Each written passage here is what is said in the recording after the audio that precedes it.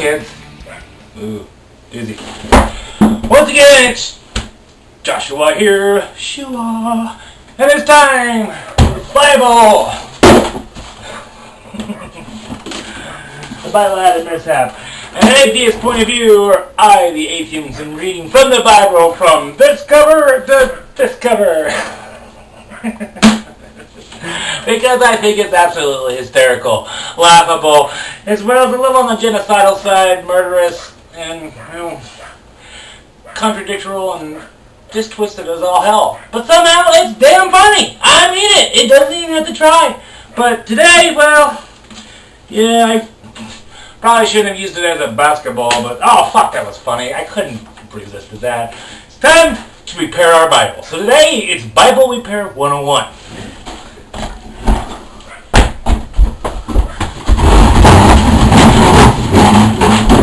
Alright. To repair your Bible, if you read your Bible like I do, you'll need duct tape.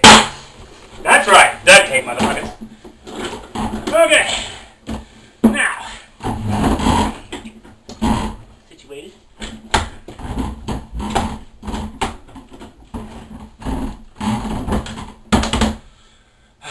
Fucking it. Okay.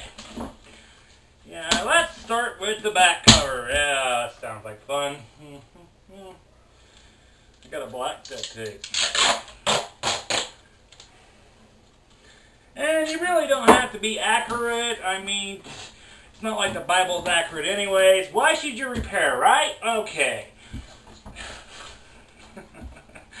That's about right. Yeah, that works. Okay. Alright. Go ahead and stick that motherfucker on the back like, oh shit, I did it wrong. How did I do that? Oh well. Fuck it. Alright, need more duct tape.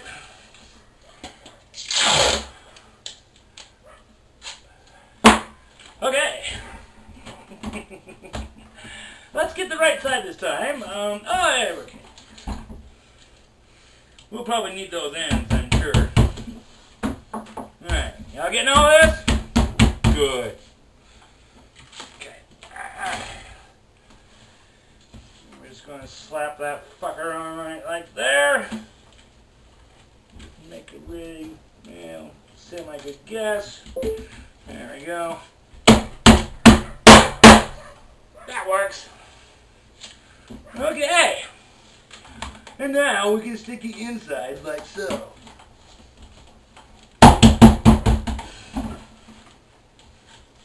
And then, okay.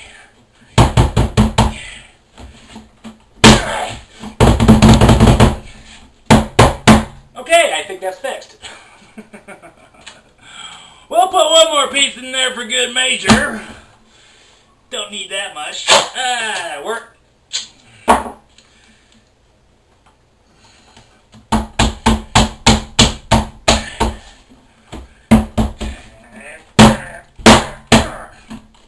Alright. It's tougher than it was before. Okay. Oh, I think the front cover's good.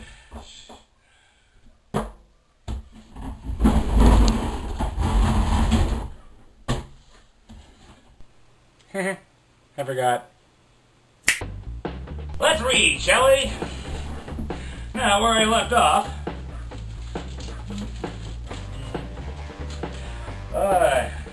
Deuteronomy, chapter 5. Verse 1. And Moses summoned all Israel and said to them, Hear, O Israel, the statutes of their rules that I speak in your hearing today, and you shall learn them, and be careful to do them. Whatever. Verse 2. The Lord, our God, made a covenant with us in Horeb. And verse 3.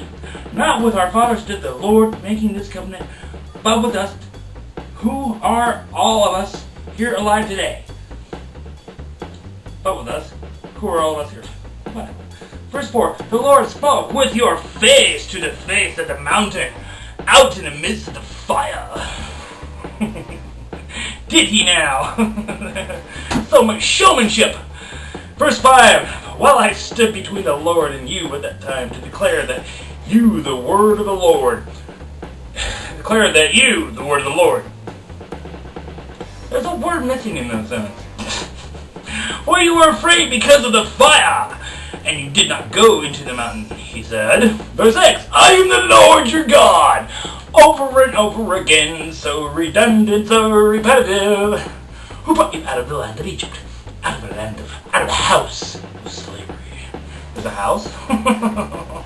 I understand, they had slave houses in the 1700s, but come on, if anything was a slave cave. Verse 7, you shall have no other gods before me. Verse 8, you shall make yourself a carved image of any likeness of anything that is, you shall not make other, no, let's try that again.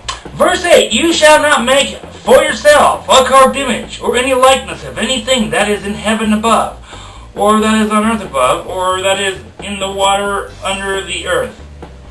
The heaven part threw me off. What? Verse 9, you shall not bow down to them or serve them, for I, the Lord your God, am a jealous God, and I can't get the fuck over it. Visiting the iniquity of the fathers of the children to the third and fourth generation of those who hate me. I love that ending. Of those that hate me, that's what. Verse 10, about showing steadfast love to the thousands of those who love me and keep my commandments. Only because you threaten them with hell, motherfucker. Verse 11, you shall not take the name of the Lord your God in vain, for the Lord will not hold him guiltless who takes his name in vain. What the fuck for? God damn it. Christ on a crutch.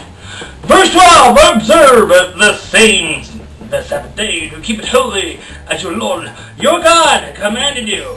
Verse 16, 6 days you shall labor and you shall do all the work. You shall do all your work. What exactly did they do is work here, I mean, shit. Verse 14, but the 7th day is a Sabbath to the Lord your God. On it you shall not do any work. I can only imagine what career opportunity days like for kids in those times. You can pick up rocks. Or you can make loincloths. You and your son or your daughter or your male servant or your female servant. Oh, I love how they all have servants. Or your ox or your donkey or any of your livestock or the sojourner who is within your gates, that your male servant and your female servant may rest as well as you. So you're going to love and sleep with you, right? Well, this says rest as well as you.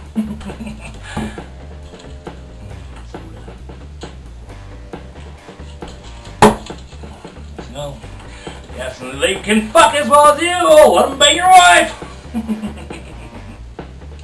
Verse 15, you shall remember that you were a slave in the land of Egypt, and the Lord, your God. I always have to say with emphasis because it's always bolded in here. Fuck. Brought you out from there with a mighty hand and an outstretched arm. Therefore, the Lord, your God, commanded you to keep the Sabbath day. Verse 16, honor your father and your mother as your Lord and God commanded you, that your days may be long, and that it may go well with you in the land that the Lord your God is giving you. Verse 17. Okay, you're not going to laugh when you hear this. You shall not murder. Starting now. Verse 18. And you shall not commit adultery. Yeah, I'm afraid you're a little late on that too. Verse 19, and you should not steal. Well, that's easy. They don't really have anything. Don't steal my goat, my loincloth. Verse 20, and you shall not bear false witness against your neighbor. Your Honor, I'd like to bear false witness at this time. That's against the Ten Commandments. then Your Honor, I would like to not bear false witness at this time. Verse 21, and you shall not covet your neighbor's wife. I guess that means to want. Yeah. And you shall not desire your neighbor's house, his field, or his male servant, or his female servant, his ox, or his donkey. It doesn't say it in here, but in the King James Version it calls it an ass. You will not covet his ass either, because his wife won't put out. Or anything that is your neighbor's. Verse 22, these words the Lord spoke to all your assembly at the mountain at the midst of the fire, the cloud, the eye cloud, and the thick darkness. It was really, really dark. With a loud voice, ha ha! And he added me, and he added no more. And he wrote them on 2 tablets of stone and gave them to me. Verse 23, and as soon as you heard the voice out of the midst of the darkness, so creepy, while the mountain was burning with fire, you came near to me, all the heads of your tribes and your elders. He's the head. Verse 24, and you said, behold, the Lord our God has shown us his glory and greatness, and we have heard his voice, and out of the midst of fire, this day we have seen God speak with man, and man still lived. Oh, it's a miracle. Verse 25, now therefore why should we die? Because God doesn't like you anymore. He's having an effect. Kill it all. For the great fire and consume us. This great fire will consume us. If we hear the voice of the Lord our God anymore, we shall die. Die! Verse 26, for who's there of all flesh that has heard the voice of the living God speaking out of the midst of fire as we have, and has still lived? Verse 27, go near and hear that all that the Lord our God will say and speak to us, all that the Lord our God will speak to you and will hear. Do it! Do it! You can do it! You can do it all night. Verse 28, as the Lord heard your word, said to me, I have heard the words of this people which they have spoken to you. They are right in all that they have spoken. It don't say. Verse 29, oh, but they have set a heart as this always, to fear me, and to keep all my commandments, as it might go well with them, and with their descendants forever. Verse 30, go and say to them, return to your tents. Tents, they're definitely camping in the wilderness. Verse 24, or 1, but you, stand here by me, and I will tell you the whole commandment, that the statutes and the rules that you shall teach them, that they may do them in the land that I am giving them into process. They're processing the land. Oh, to possess. Fuck! I can't even really understand that one. One more time. Verse 31. But you stand here by me, and I will tell you the whole commandment and the statutes and the rules that you shall teach them, that they may do them in the land that I am giving them to possess. Okay, that made more sense, but it's still bullshit. Verse 32. You shall be careful, therefore, to do as the Lord your God has commanded you, that you may live, and that it may go well with you, and that you may live long in the land that you shall possess.